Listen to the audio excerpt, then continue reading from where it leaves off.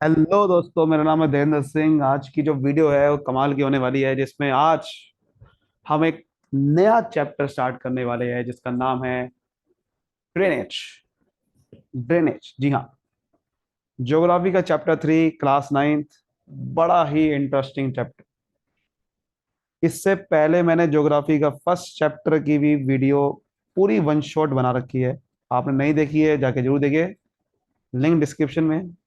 फिर मैंने दूसरा चैप्टर फिजिकल फीचर्स, उसकी मैंने पूरी प्लेलिस्ट बना रखी है, कई सारे वीडियोस है, कई सारे पार्ट्स है उसके। उसकी भी लिंक डिस्क्रिप्शन में ही है। तो आज हम नया चैप्टर स्टार्ट कर रहे हैं जिसका नाम है ड्रेनेज। कमाल का चैप्टर है ये, ज्योग्राफी का। और इसको आज हम बड़ा ही डिटेल में समझेंगे, बड़ा बेहतरीन तरीके से। देखिए, मैं चाहता हूँ कि इस चैप्टर को हम इंटरेस्टिंग वे में पढ़े, क्योंकि आपका जरूरी नहीं कि आप ये ना समझो करो कि सिर्फ मुझे एग्जाम में अच्छे नंबर लाने के लिए चैप्टर पढ़ना है। नहीं, चैप्टर को आप अच्छे से पढ़ोगे तो आपको ये हमेशा के लिए याद रहेगा। हमेशा के लिए आपको नॉलेज आपकी रहेगी। थोड़ा नॉलेज के लिए पढ़ना चाहिए आपको, क्योंकि यही सबसे जरूरी है। आपका ये टॉपिक जिंदगी भर के लिए काम आएगा। लेकिन अगर आप इसको सिर्फ एक चैप्टर को चैप्टर के तो समझोगे तो मजा नहीं आएगा। चैप्टर को बड़ा डिटेल में समझेंगे तो और मजा आता है। और नॉलेज आपको बहुत बड़ी मिलती है और कभी नहीं भूलोगे फिर आप। ठीक है। तो पर्पस यही है। ड्रेनेज, नदियां, भारत की नदियां के बारे में पढ़ने वाले, रिवर्स ऑफ इंडिया। नदियां, खूबसूरत नदियां है, तो उसके बारे में पढ़ेंगे। लेकिन चलो, आगे बढ़ने से पहले कि नदियां कौन सी कहाँ है, किस जगह पे है, उसको सब बात की बात है। लेकिन सर, नदियां बनती कैसे है? कहाँ से आती है नदियां भारत में? सवाल आएगा आपके दिमाग में। How are rivers form? Sir, नदियां बनती कहाँ से है ये बताओ ना पहले तो। नदियां आई कहाँ से भारत में इतनी हरी? ये तो हमें पता है कि गंगा, यमुना, सरस्वती, पता नहीं क्या क्या नदियां है। लेकिन ये नदियां बनी कहाँ से? तो ऐसे मन में आपके पहले सवाल आया होगा। उससे पहले आपको जाना पड़ेगा, रिकॉल करना पड़ेगा आपको चैप्टर 2। इसलिए मैंने चैप्टर 2 पहले पढ़ के आओ, तब आपको ये चैप्टर 3 समझना है, क्योंकि चैप्टर 2 में आपने काफी चीजें समझी। और ये इसका चैप्टर 2 से रिलेट करेगा बहुत सारी चीजें। सबसे पहला टॉपिक हमने चैप्टर 2 में क्या समझा था? माउंटेन्स के बारे में। हमने समझा पहले माउंटेन्स बने कैसे, है ना। आपको पता है ना, माउंटेन्स जब हमारे भारत में बने थे तो सबसे पहले बने हिमालयास। हिमालयास में सबसे पहला था ग्रेट हिमालयास, है ना, सबसे पहले बने थे। आपको याद करा रहा हूं सबसे पहले। फिर आपने फिर देखा कि सब उसके बाद बने हमारे शिवालिक्स, नहीं, लेसर हिमालय। पहले बने ग्रेट हिमालयास और फिर बने लेसर हिमालय जो उसको छोटे। और सबसे बाद में जो कि बने, वो कौन से बने? छोटे, सबसे छोटे हिमालय जिसको बोलते हैं शिवालिक्स। शिवालिक्स होता क्या है? ये आपने देखा होगा, जितना बड़ा पहाड़ होता है, जितना बड़ा पहाड़ होता है वहां पर बहुत ज्यादा ठंड होती है। जैसे कि आपने देखा होगा फ्रिज में, जब हम टेम्परेचर लो कर देते हैं तो बर्फ जम जाती है ना, आइस आ जाती है। पानी को रखो फ्रिज के अंदर, वो जो आइस वाला डब्बा होता है उसके अंदर, तो आइस बन जाती है ना, बर्फ जम जाती है। क्यों? क्योंकि जब हम टेम्परेचर को कम कर देते हैं तो जो हवा है वो बर्फ बना देती है, फिर वो जम जाती है हवा, है ना। पानी जम जाता है और क्या बन जाता है? आपको पता, पानी जम के, पानी जब भाप बनता है तो वो वो हवा में होता है। लेकिन जब वही पानी, भाप वाला पानी जब जम जाता है दोबारा से, तो पानी बनाता है। तो ऐसे ही भाई, आपको जो आपके जो हवा में बहुत सारी ऐसी ऑक्सीजन होती है जिसको H2O बोलते हैं, है ना। H2O से ही पानी बनता है, हाइड्रोजन और ऑक्सीजन से। तो जो हाइड्रोजन व ऑक्सीजन वाले जो हवा है, अगर वो जम जाएगी तो क्या बन जाएगी? पानी। भाई वही वाली तो हवा है। H2O ही तो हवा वाली है जो भैया बादल में से आती है और फिर वो रेन करती है ना। और इसीलिए जब वो हवा ऊपर, जो हमारा टेम्परेचर बहुत कम होता है, जब जितनी ज्यादा चोटी पे जाते हैं हम, माउंटेन्स की, तो वहां पर टेम्परेचर बहुत कम हो जाता है, तो वहां क्या जम जाती है, बर्फ, बर्फ जम जाती है, ग्लेशियर्स। भैया जब इतनी ज्यादा फ्रिज में बर्फ जम जाती है, आइस जम जाती है ना, बर्फ जम जाती है ना, भाई आप पानी रखो फ्रिज में, एक ट्रे में, वो बर्फ बना देगा, और किससे क्या बन जाएगी, आइस। ऐसे ही भैया जब आप जैसे माउंट एवरेस्ट की चोटी पे जाओगे, तो वहां पर बच के आदमी आ नहीं पाता जल्दी से, इतनी ठंड होती है वहां पर, आप सोच नहीं सकते, क्योंकि ऊपर टेम्परेचर बहुत कम हो जाता है। तो वहां क्या बन जाती है, ग्लेशियर्स बन जाते हैं, ग्लेशियर्स। और कई बार तो बादल टकरा जाते हैं, तो उससे बारिश हो जाती है ना। ज्यादातर क्या होता है, ग्लेशियर जम जाते हैं। तो ग्लेशियर जब पिघलते हैं, तो उससे क्या होता है, उससे पानी आता है, सिंपल। ग्लेशियर पिघलेंगे, उससे पानी आएगा, और जब पानी इतनी तेजी से नीचे गिरता है, तो भैया अपने साथ बहुत सारे कंकड़, मिट्टी, पता नहीं क्या क्या ले आते हैं। आपने समझा भी था, आपने ये फिजिकल फीचर में समझा था, नहीं समझा हुआ है तो अब समझ लो, कि भाई पानी, कंकड़, मिट्टी, पता नहीं क्या क्या ले आते हैं, उसकी वजह से बहुत सारा पानी नीचे आता है। और फिर वो जो पानी है, जो कंकड़ है, वो जमा हो जाते हैं, तो क्या बन जाते हैं, हमारे नदर्न प्लेन। ये आपने समझा था, पिछला वाला चैप्टर रिवाइज करवा लो मैं आपको। होता क्या है कि वहां से आपने ये भी समझा था कि पानी फिर आगे बढ़ता रहता है, आगे बढ़ता रहता है, वही पानी आगे बढ़ता रहता है। बेसिकली ये पानी जाता कहाँ है, सोचा है आपने कभी? जब ये हिमालय से ऐसे पानी निकला, कंकड़ लेके निकला बहुत सारे, और ये पानी आगे बढ़ रहा है, आगे बढ़ रहा है, बीच में तो उसने बना दिया नदर्न प्लेन। लेकिन जहां पर जगह उसको मिली, जैसे कि आपको पता है कि एक एक रोड पे अगर मैं यहाँ पर जगह खाली छोड़ दूं, ठीक है, यहाँ पर मतलब मैं एक गड्ढा बना दूं, यहाँ पर एक गड्ढा बना दूं मैं, और यहाँ पर है बिल्कुल प्लेन इलाका, और इधर से आ रहा है पानी, तो मुझे बताओ पानी किस रास्ते से जाएगा, ढलान वाले में या फिर बिल्कुल प्लेन इलाके में? ऑब्वियसली बात है, ढलान में। तो पानी निकल के कहाँ से जाएगा, ढलान वाले से।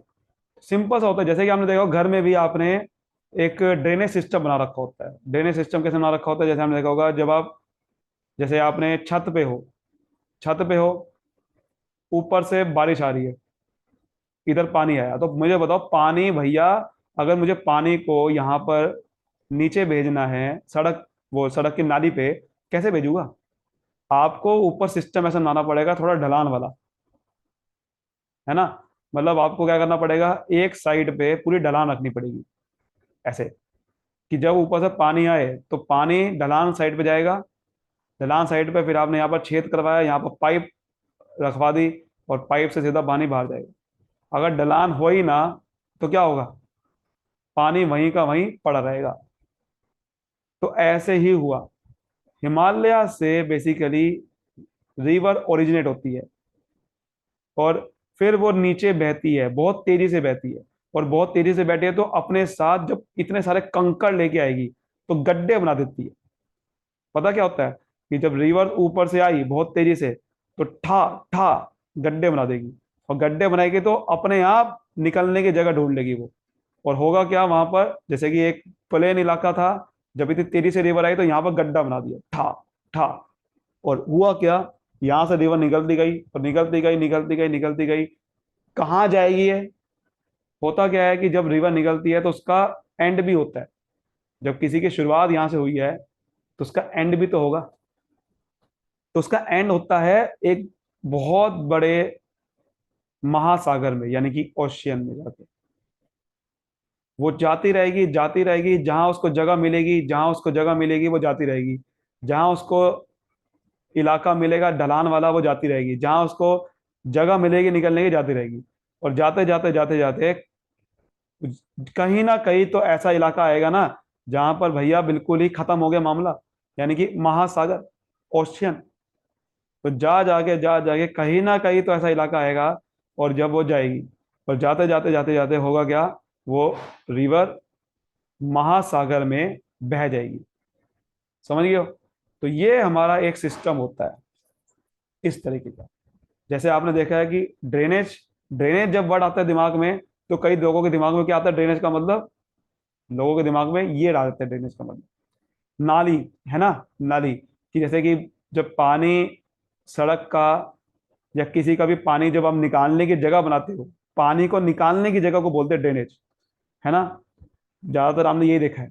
नीचे जैसे जिसे आप देखा होगा पाइपें, पाइपें बिछी होती है ताकि पानी को निकाला जा सके। जब एक्सेस पानी आ जाता है तो उसको निकाला कैसे जाए, तो वो ड्रेनेज होता है। इसमें नालियां बनी होती है बहुत सारी, क्योंकि अगर पानी बहुत सारा आ गया, जमा हो गया, तो नाली के थ्रू निकल जाएगा। नाली में पानी कहाँ से आता है, नीचे पाइपें बनी होती है, बहुत सारी पाइपें बिछा रखी होती है सड़कों के नीचे, जैसे ये से दिखा रहे हैं। लेकिन इंडिया में ड्रेनेज सिस्टम का मतलब सिर्फ ये नहीं है, ठीक है। इंडिया में नदियों की बात करें, बहुत बड़ी नदी, कि नदियां बनती कहाँ से है और कैसे निकलती है उसका पानी ओशन की तरफ कैसे जाता है, वो उस पूरे सिस्टम को बोलते हैं ड्रेनेज सिस्टम। उस सिस्टम को बोलते हैं ड्रेनेज सिस्टम, कि कहाँ से नदी बनी, कैसे वो समुद्र में जाके मिली, उसके साथ बीच में क्या क्या घटना घटी। क्योंकि कई बार क्या होता है, बहुत सारी बीच में नदियां जुड़ जाती है। सपोज करो कि एक नदी यहां से निकली, उधर से एक नदी आ रही थी, वो भी जुड़ गई इसके साथ, उसका पानी जुड़ गया इसके अंदर। फिर इधर से एक नदी आ रही थी, उसका पानी जुड़ गया, उसका पानी जुड़ गया। तो बहुत सारे सिस्टम हो जाता है, और कि नदी कहाँ से निकली, बीच में क्या हुआ, नदी के साथ कहाँ गई, किस तरीके से वो पानी ओशन में जाके मिला, तो उस पूरे सिस्टम को बोलते हैं इंडिया में ड्रेनेज सिस्टम। क्या बोलते हैं, ड्रेनेज सिस्टम। तो आई होप आपको यहाँ तक बहुत अच्छे से क्लियर हो गया होगा कि नदियां बनती कहाँ से है। ज्यादातर नदी यहाँ से बनती है, ठीक है। ये बेसिक है, ये बेसिक है। अब देखो जरा ध्यान से, आपकी बुक में क्या लिखा है, बुक में आ जाते हैं। अब देखो बुक में क्या लिखा हुआ है, the term drainage, the term drainage describe the river system of an area.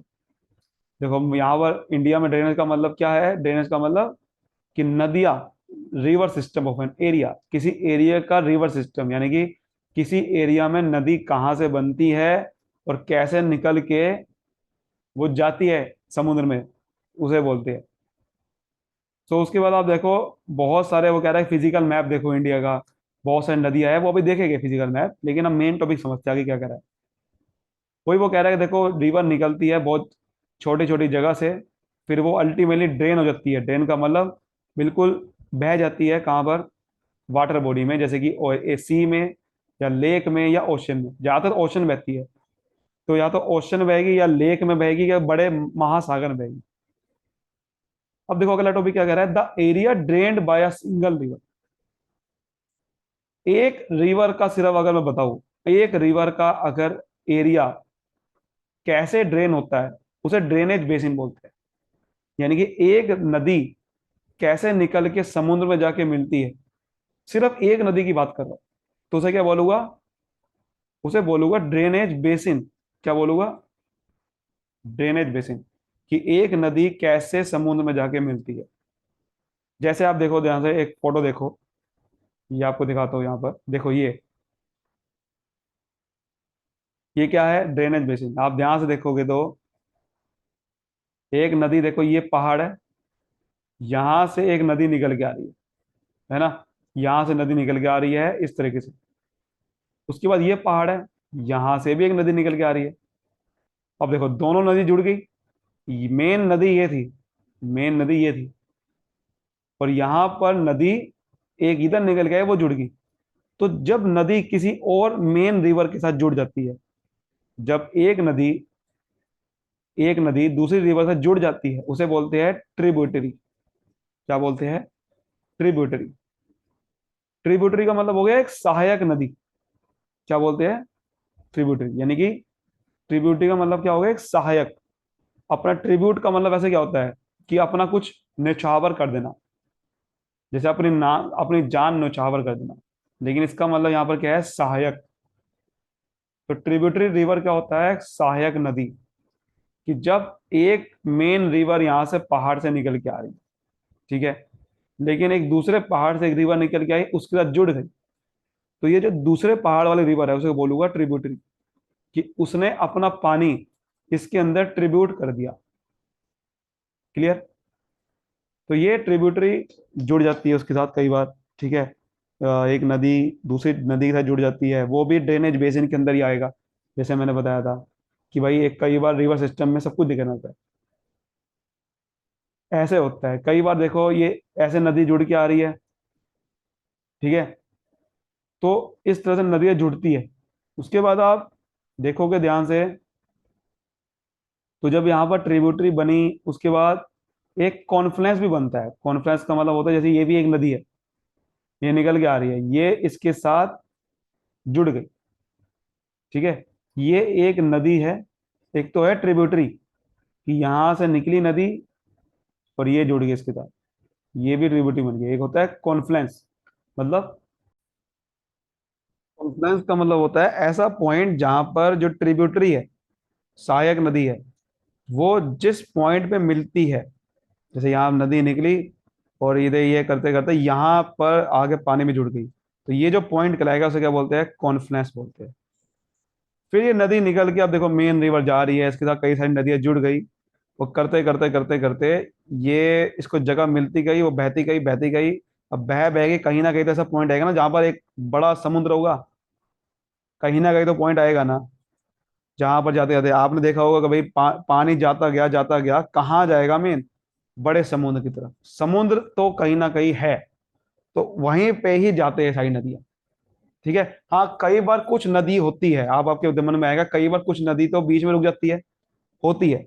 जैसे कई बार आप राजस्थान में जाओगे तो राजस्थान में नदी निकलती है, तो वही कई बार वहीं रुक जाती है, वहीं पे ही रुक जाती है, बिकॉज कई बार पानी इतना ज्यादा वहां पर गर्मी होती है, कई बार पानी वहीं पे जम जाता है और ग्राउंड वाटर चल जाता है। लेकिन ज्यादा नदी क्या होती है, बहते बहते कहीं ना कहीं पॉइंट आएगा जहां समुद्र की जाता है।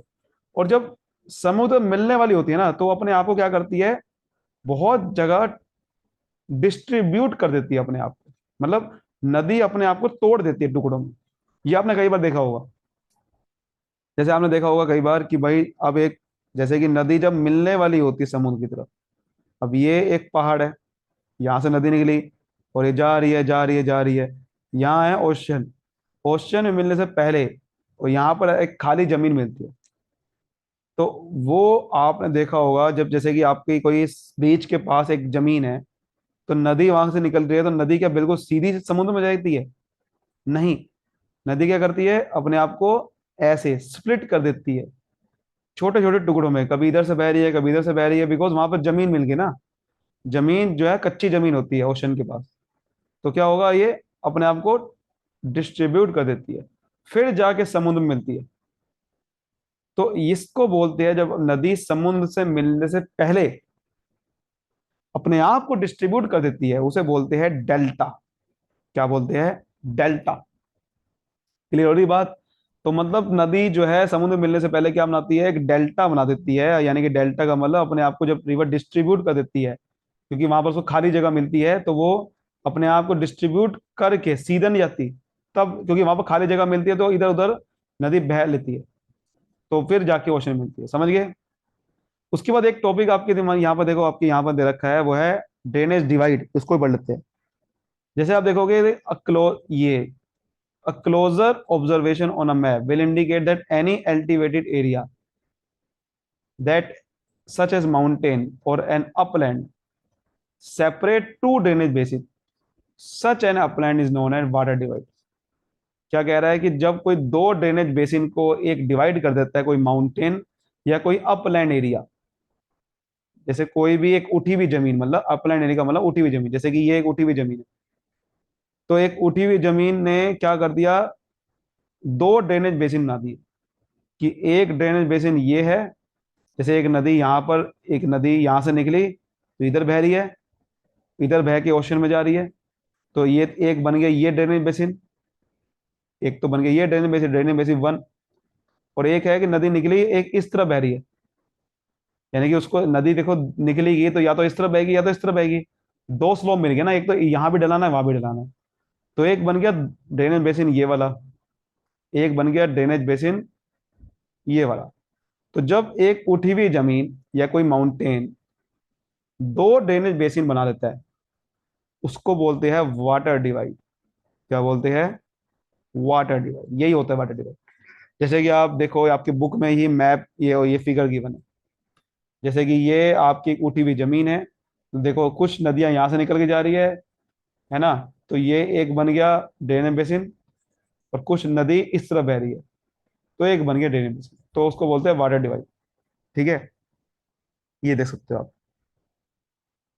एक और आप फिगर देखो वाटर डिवाइड की, ये देखो, दिख रहा है कि देखो यहाँ से देखो ये बादल आए, पानी आ रहा है, ऊपर देखो ग्लेशियर जमा हुआ है, यहाँ से नदी निकली, एक नदी यहाँ से निकली इधर भाई, और ये देखो ये बहते बहते बहते बहते ये क्या बन गई, एक नदी, नदी बन गई।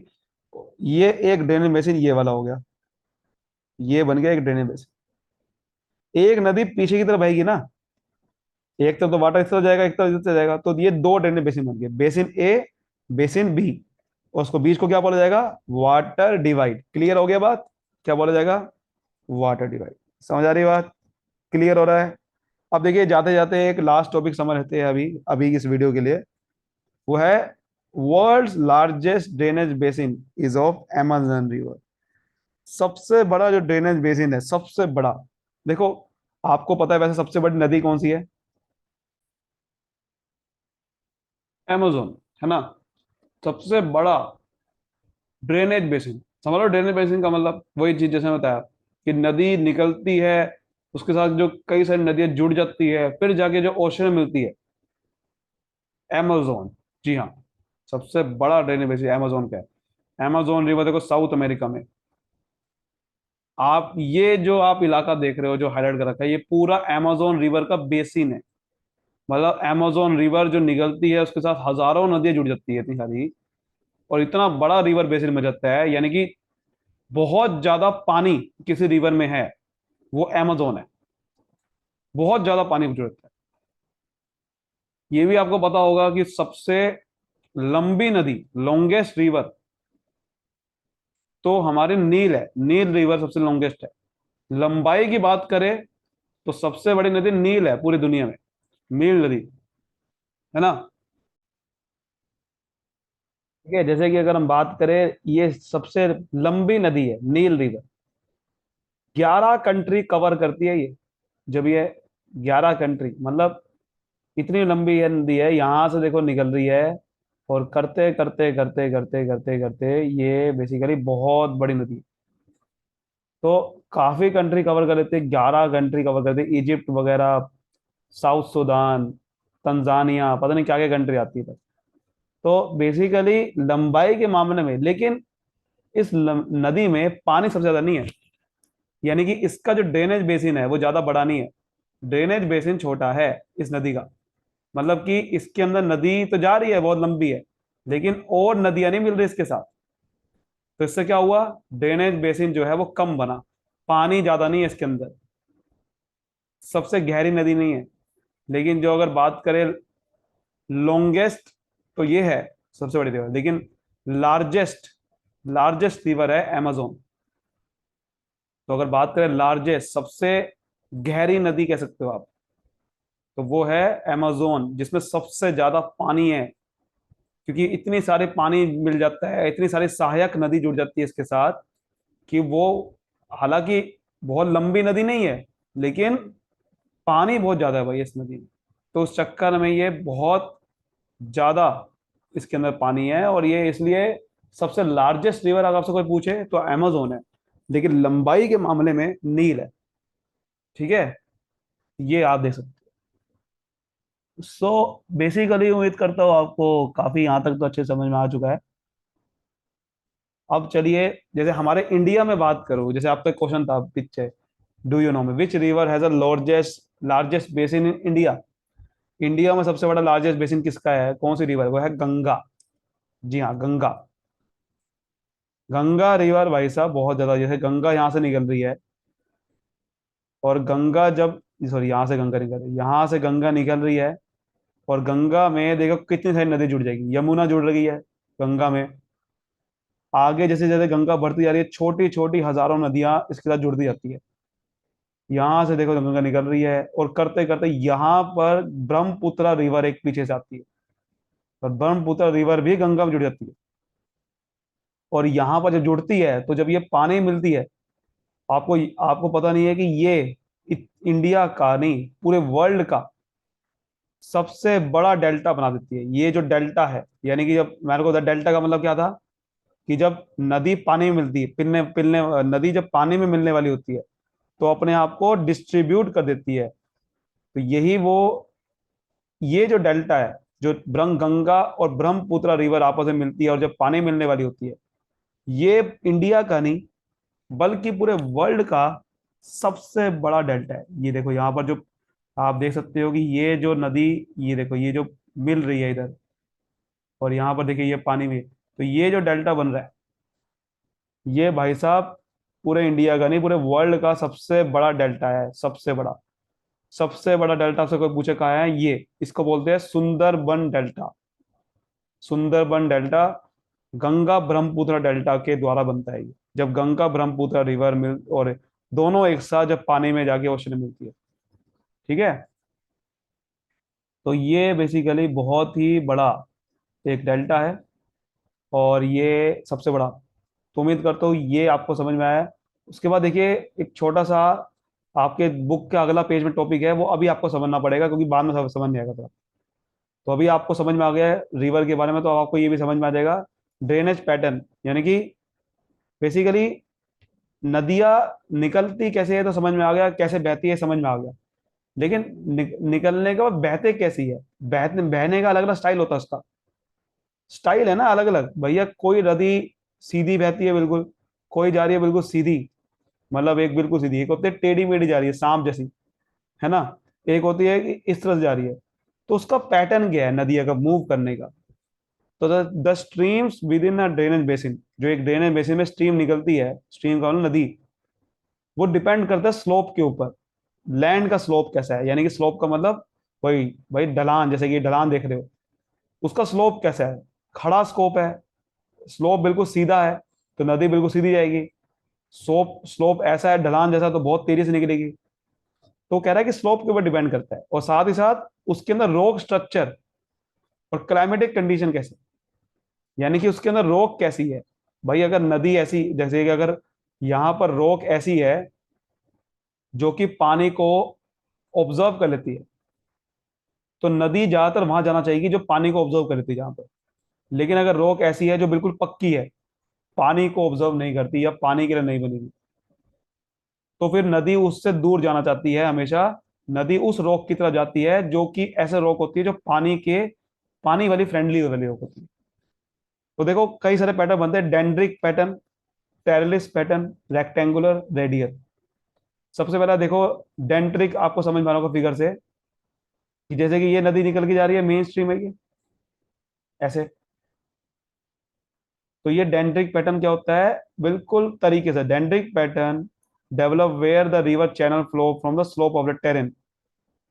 मतलब कि जब रिवर पहाड़ से निकलती है तो पहाड़ से निकल के जो अपने आप पैटर्न बना देती है, मतलब जहां उसको जगह मिले वहां पर बहती जा रही है, बहती जा रही है, तो उसको डेंड्रिक पैटर्न बोलते हैं। मतलब सिंपल सा पैटर्न है, जैसे रिवर को जगह मिलती जाती है उस हिसाब से वो पैटर्न बना देती है। लेकिन एक होता है, जैसे कि आप देख रहे हो the stream with its tributary resemble the branches of a tree. Dendritic pattern कैसे होता है, जैसे कि रिवर निकल के जा रही है और एक ब्रांचेस जैसा बन गया कि एक ट्रिब्यूटरी मिली, फिर उसके साथ ट्रिब्यूटरी मिली, तो जैसे होता है ट्री की ब्रांचेस निकलती है, वैसे ही डेंड्रिक पैटर्न दिखता है जब ट्री की ऐसा लग रहा है ब्रांचेस निकली हुई है। तो एक रिवर जा रही है, उसके साथ ट्रिब्यूटरी मिलती जा रही है, मिलती जा रही है, तो इस पैटर्न को बोलते हैं डेंड्रिक पैटर्न। तो ये बिल्कुल एक ब्रांचेस ओवर ट्री जैसा दिखता है, ठीक है। ये चीज होती है। लेकिन एक ट्रेलिस पैटर्न भी होता है। ट्रेलिस पैटर्न आप देख पा रहे हो कैसा हो रहा है, कि ये एक रोक है, ये एक रोक है। ये रोक ऐसी ही होगा, जैसे मैंने रोक के बारे में बताया था कि बड़ी स्टिफ रोक है, इसके अंदर पानी जाता नहीं है बिल्कुल भी। एक ये रोक है, ये भी बड़ी स्ट्रिक्ट है। लेकिन यहां पर ऐसी रोक है जहां से पानी निकल जाता है, मतलब पानी इसके ऊपर बह सकता है। एक रोक होती है जहां पर पानी इसके ऊपर बह नहीं सकता, तो पानी कभी भी वहां नहीं बहता जिस रोक पे, जो रोक बिल्कुल ऐसी होती है, जो रोक पानी के लिए नहीं बनी हुई, वहां पर पानी कभी नहीं बहता। तो जहां पर पानी की बह सकता है जिस रोक पे, वहां से निकलती है रिवर, ठीक है, वहां से निकल निकल के बह जाती है। जैसे कोई जगह मिली है रोक, ये रोक बढ़िया है, ये पानी वाली है, तो यहाँ से निकल जाएगी। फिर यहाँ से बह जाएगी, फिर उसको लगा कि ये वाली ये रोक बढ़िया, यहाँ से निकल जाएगी। मतलब रोक रोक के हिसाब से रिवर बहती है ना, उसे बोलते हैं ट्रेलिस। तो देखो वही लिखा हुआ है, अ ट्रेलिस, ये a river joint it's tributary approximately right angle develop a trellis pattern. तो एक राइट एंगल बन जाता है। राइट एंगल पता ही आपको ऐसा होता है, मतलब एक एक रिवर भाई, उसके बाद एकदम से उसको टेरेलिस पैटर्न दिख गया, यानी कि एक बीच में जगह खाली मिली, एकदम से वहां भाग जाती है रिवर। तो इसे बोलते हैं टेरेलिस पैटर्न। ये राइट एंगल बन गया ना, देखो इस तरह से, ये रिवर बह रही है, फिर इधर भागी, इधर बहेगी, ये रिवर बह रही है, फिर इधर बहली, इधर बहली, तो ये क्या बन गया, राइट एंगल। ये राइट एंगल नहीं है, 90 डिग्री का। तो ये टेरेलिस पैटर्न होता है जब रिवर एक 90 डिग्री का एंगल मारती है, right angle. A terrace drainage pattern develop where hard and soft rock exist parallel to each other। तो जब हार्ड और सॉफ्ट रॉक पैरेलल में होती है आपस में, तब ये पैटर्न बनता है कि ये हार्ड है और साथ में सॉफ्ट है, फिर हार्ड है, फिर सॉफ्ट है। ठीक है, तो ये हार्ड और सॉफ्ट रॉक बिल्कुल आपस में पैरेलल होती है, तो क्या बन जाती है, एक टेरलिस पैटर्न बन जाता है, और बीच में जगह जगह खाली होती है।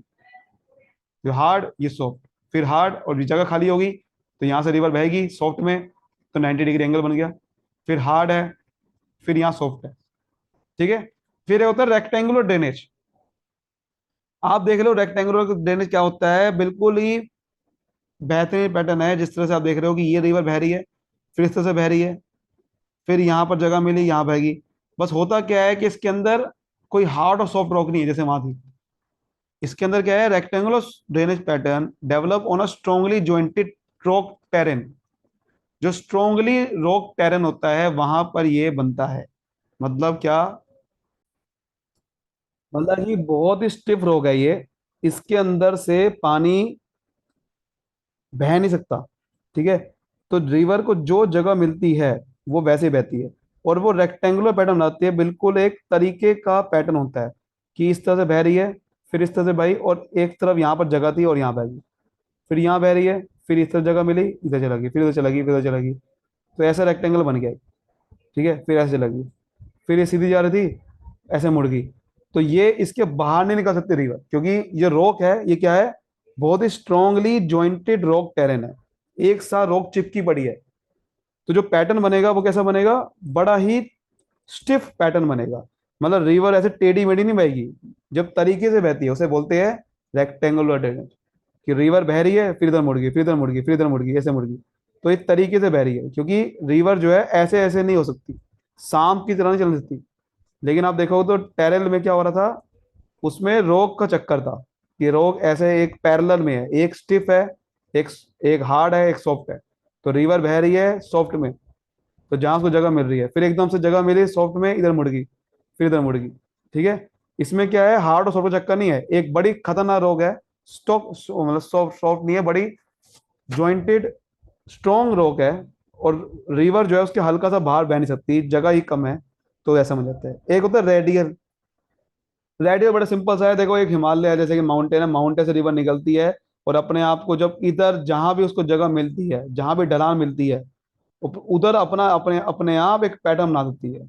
ऊपर से रिवर निकली, तो कोई इधर भागी, कोई उधर बहेगी, कोई इधर बहेगी, तो उसे बोलते हैं रेडियल। तो radial pattern develop when stream flow in different direction, अलग अलग डायरेक्शन में मूव करती है, from a central peak. Central peak का मतलब जहां से रिवर निकली है, और डोम लाइक स्ट्रक्चर, एक डोम स्ट्रक्चर बन गया। ठीक है, तो एक बड़े सारे कॉम्बिनेशन ऑफ सेवरल पैटर्न को जो है कई बार सेम ड्रेनेज बेसिन में भी दिखाई देता है। यानी कि एक ही ड्रेनेज बेसिन, एक ही ड्रेनेज बेसिन में कई सारे पैटर्न भी बन सकते हैं। मतलब एक रेडियल पैटर्न बना, फिर रेडियल करते करते जब रिवर आगे आई तो बन गया डेंड्रिक पैटर्न, डेंड्रिक पैटर्न के बाद बन गया टेरेल, फिर बन गया रेक्टेंगुलर। तो ऐसे ही बन सकता है, वो कह रहा है। तो उम्मीद करता हूँ आज के लिए इतना ही। तब तक के लिए मुझे दीजिए इजाजत, अगली वीडियो में और बात करेंगे डिटेल में हिमालय और पेनिनसुलर रिवर के बारे में। Thank you so much, all the best, मिलते हैं अगली वीडियो में। Thank you.